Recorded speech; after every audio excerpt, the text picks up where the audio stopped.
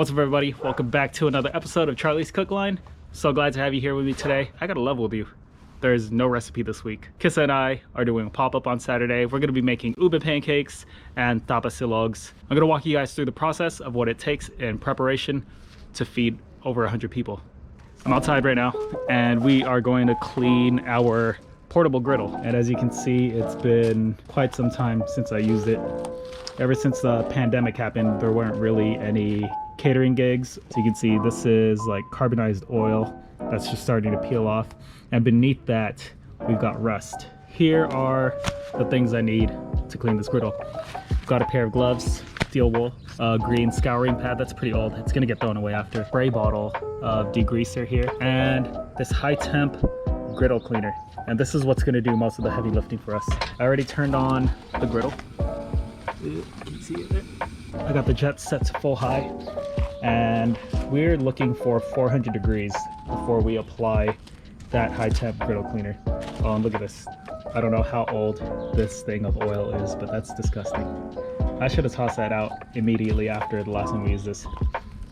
Bad owner. So I just applied the high temp griddle cleaner. This stuff you want to do outdoors or with a lot of ventilation because it does release a lot. Like, it creates all of the smoke. And what I'm doing here is I'm just evenly spreading it across the entire cooking surface. Now this might take 1 or 2 treatments, so that'll take a couple minutes. I typically put my treatment on and then I let it do its thing for about 10 to 12 minutes. Much later. Griddle is clean. The little brown spots that you're seeing here is oxidation because this got cleaned down to the bare metal and then we washed it off with water, and now we need to treat it. So I've already turned on the griddle again. I'm gonna put a thin layer of oil to protect it from oxidizing, and I'm creating more rust. And you can see this layer here is our protective rust layer. It's essentially carbonizing oil, and we achieve that by just getting a little bit of cooking oil, a little towel, and wiping a thin layer on top of our exposed metal here. This gives us a non-stick cooking surface and it protects our flat top griddle. I have maybe one more treatment. I just want to get this side to look a little bit like that, and then we're done. It is now the evening time. I spent the afternoon with Kissa and Micah, but now it's time to get to work. Micah's gonna go to bed soon. He's just having dinner right now. And this is our tapa marinade. It's inside a busing bin right now because we're making, as you can imagine, a lot of tapa. We've got about, I want to say 60 pounds of beef brisket that's not trimmed. But this is our tapa marinade. You've got salt, you've got pepper, you've got sugar, and you've got garlic, some secret deliciousness, and then you've got our family's recipe for tapa. I have my own recipe for tapa, and I'm gonna put a card to that link right over here. Check that video out. I had a lot of fun making it, and that's my favorite go-to tapa recipe when I want to impress friends and family. Anyway, I've got the tripod here. We're gonna get it set up. I'm gonna pull out the first giant slab of brisket, and we're gonna get to work.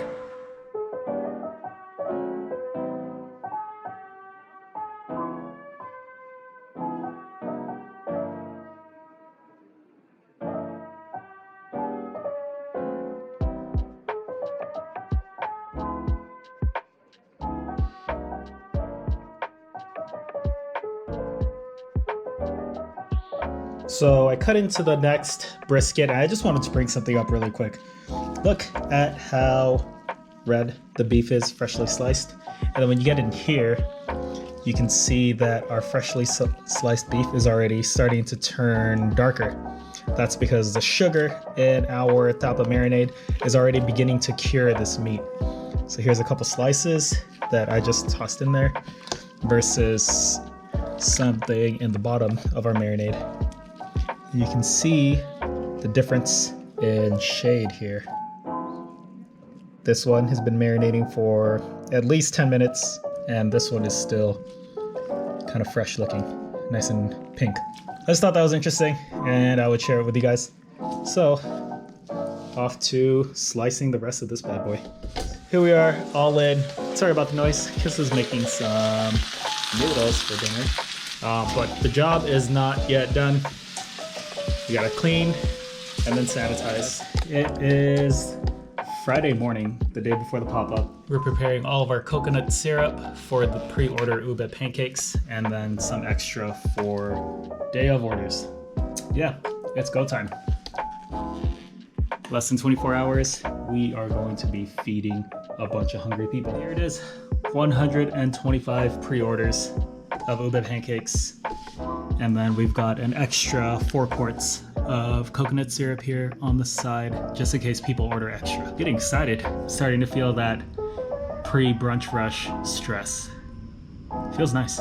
It is about 5:40 in the evening, Friday night, the day before our pop-up, and this house is the definition of a madhouse.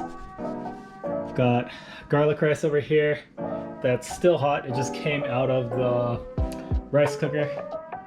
And I'm gonna have about 5 or 6 of these medium trays. Got our tapa cooked and cooling. It's about ready for a layer of foil, and it's gonna go into the fridge. Over here I have the tapa sauce. All the drippings and excess oil from the tapa cooling down because I'm gonna use this as a glaze for when we cook. Some sugar to keep me going.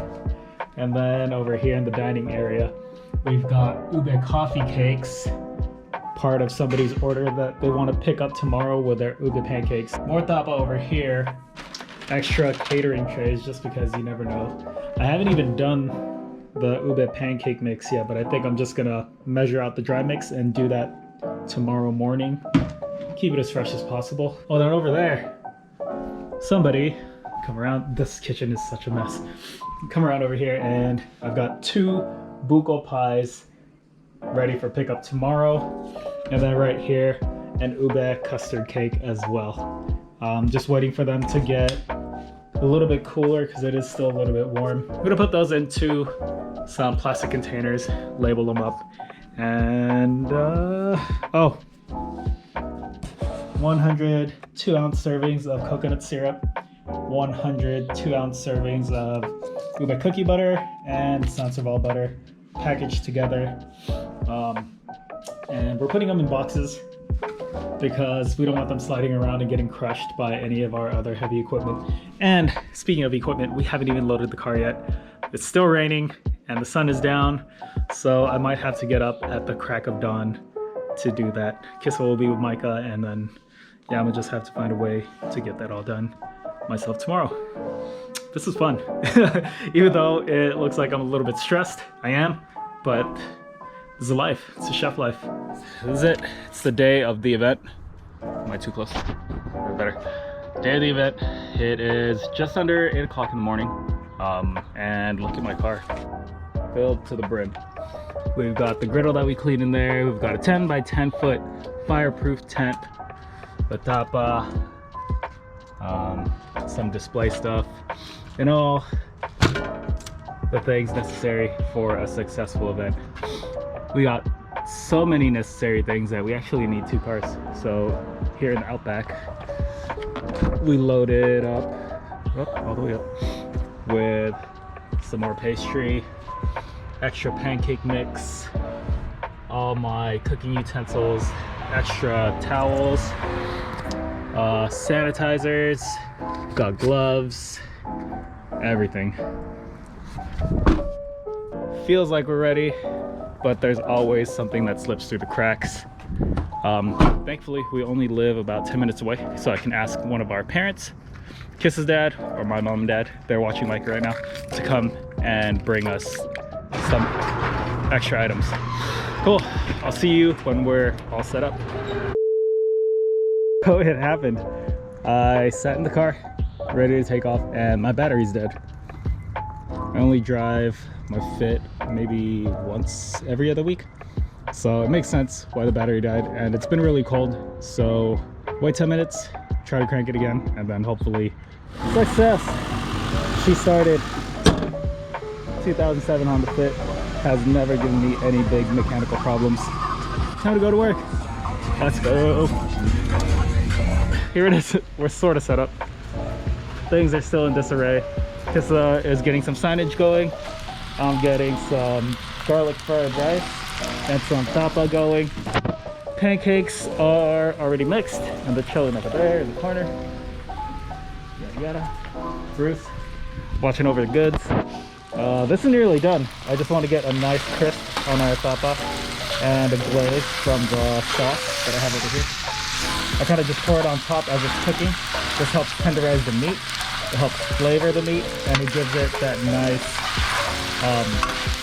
like caramel coating. Almost like a teriyaki, a good teriyaki. So that's gonna need a few more minutes. Got my steam table over here. Sternos are lit. And yeah, let's do it. Let's make some pancakes. One eternity later. It's about 11. I was trying to get set up so that I could do some kind of time lapse so you guys can see how crazy it gets, but it was too crazy. And I was by myself. Initially we were set up over here, but then the massage lady next door, I feel so bad.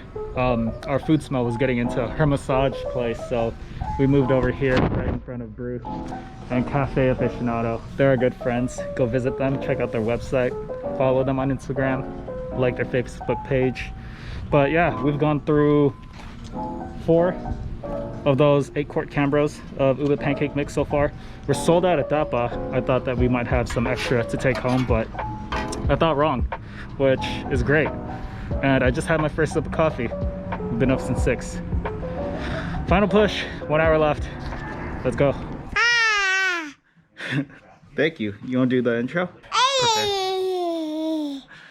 So that was just a little look into what it's like to prepare for a pop-up. I thought I would have more time to record, but we're gonna do this every month. So next month, look forward to another episode and I'll document more. I'll have somebody filming for me, hopefully. If I can get a volunteer. We're not done. After tearing down at the location, coming back home, you still need to put stuff away.